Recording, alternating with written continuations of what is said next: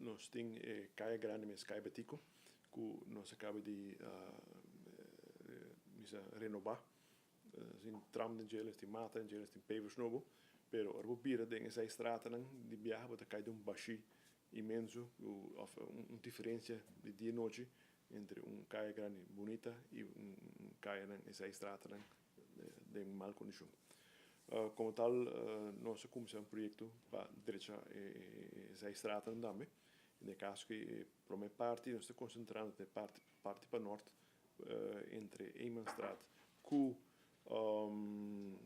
Caya Betico, pero tem processo nós começar prometer com riolering. Nós temos que ter rioleringsnet novo, tuberia e nós temos que ter watervoer novo também. Nós temos duas linhas, dois sistemas separados um do outro, den waterweg, Hendrikstad e Middenweg. Se é um lugar na luna de mei de ano aqui e nós serele, nós lá 5 horas asfaltar e nós estamos mantendo sleuveren e nós asfaltar tiki so para ter pecorita melhor corrível, pero a ideia da que nós também reconstruir full Caya, esta põe banchi de trotuar novo, põe pavers novo e o que resta põe para que plaatsen e também põe asfalto novo.